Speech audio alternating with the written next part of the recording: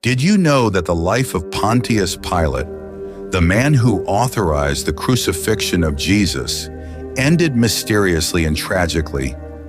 Imagine being responsible for the most controversial decision in history and suffering the consequences in silence.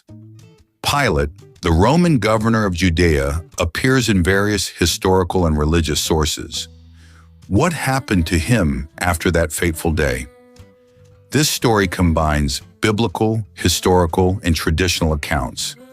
Pilate is mentioned in the four Gospels of the New Testament, where his hesitation and eventual decision to crucify Jesus are detailed.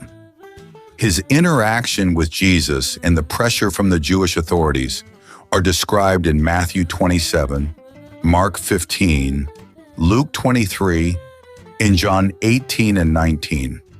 Sources such as the Jewish historian Flavius Josephus and the Roman philosopher Philo of Alexandria provide additional historical context for Pilate and his governance in Judea. Combining these sources allows for a broader understanding of Pilate's complex figure and his role in the crucifixion.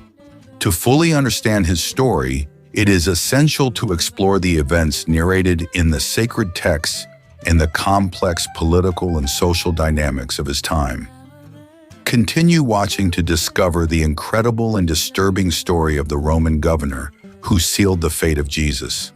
Pontius Pilate, Roman governor of Judea, was in a dilemma. The Jewish religious leaders demanded the crucifixion of Jesus, accusing him of blasphemy. However, Pilate found no crime in Jesus, John 18:38.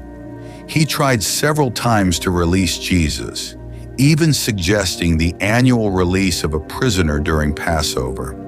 Still, the crowd chose Barabbas over Jesus. Matthew 27:15-26. Despite his reluctance, he yielded to the crowd's pressure, symbolically washing his hands and handing Jesus over to be crucified. Matthew 27:24. This gesture is an attempt to absolve himself of responsibility for Jesus' death. This act would echo throughout history as an example of cowardice and injustice. Moreover, the biblical narrative highlights that Pilate tried various ways to appease the crowd, including the flogging of Jesus, hoping that a lesser punishment would suffice to satisfy the Jewish leaders. Luke 23:16. This moment not only sealed Jesus' fate, but also marked the beginning of the end for Pilate, whose actions and their consequences would be debated and analyzed for centuries. Pilate was aware of the political instability of the region. Jerusalem was bustling with the celebration of Passover, and the presence of Jesus, considered a prophet by many, only heightened the attention. The religious leaders accused him of inciting revolt against Rome, Luke 23:2, a serious charge that could justify his condemnation under Roman law. Pilate was in a difficult position. If he released Jesus, he could face a rebellion from the Jews. If he condemned him, he would be authorizing the death of a man he considered innocent. To avoid a riot, Pilate yielded to their demands. Little did he know that this decision would haunt him for the rest of his life. The Bible does not provide details about Pilate's internal thoughts, but his actions indicate a man under extreme pressure, trying to balance justice with maintaining public order. Subsequent history suggests that this choice would weigh heavily on him. Historically, maintaining order in provinces like Judea required a delicate balance of power, and Rome's enemies could exploit any sign of weakness. Thus, Pilate was in an extremely complicated situation where any decision had the potential to generate serious political and social consequences. While Pilate was judging Jesus, his wife, Claudia Procula, had a disturbing dream. She sent a message to Pilate warning him to have nothing to do with that righteous man.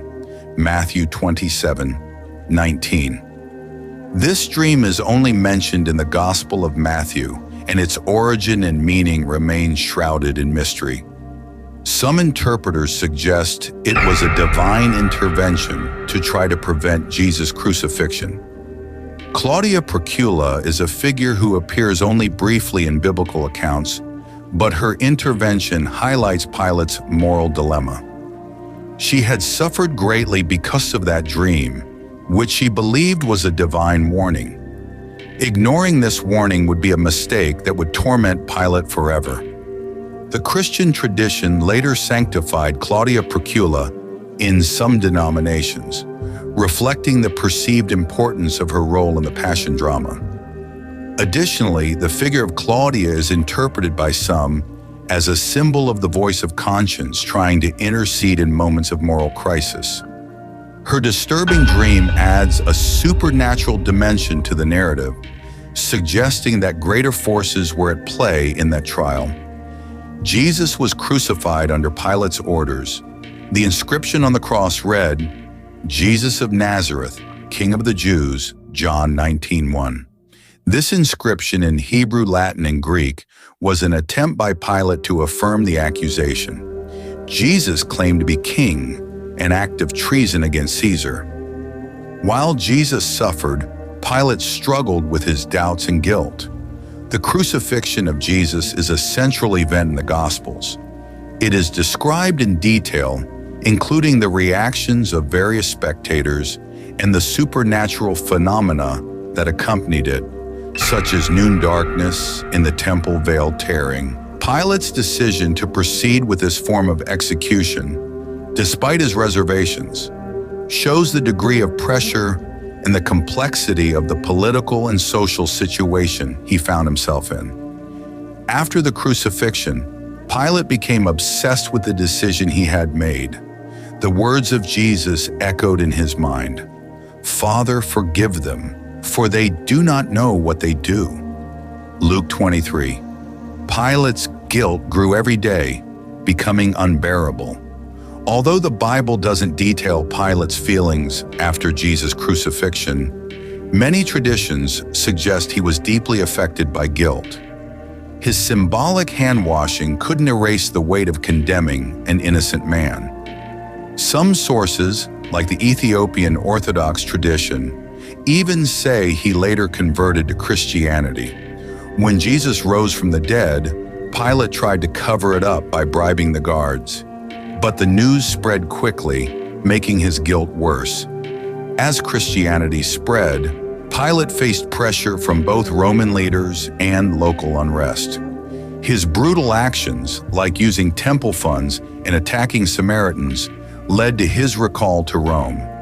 There, he lost his position and lived the rest of his life in shame and isolation. Tradition says Pilate died in exile, possibly by suicide. Even today, Pilate's story challenges us to reflect on our own decisions. In times of pressure, will we stand for what's right or wash our hands like Pilate? God bless you. We will get to the next video.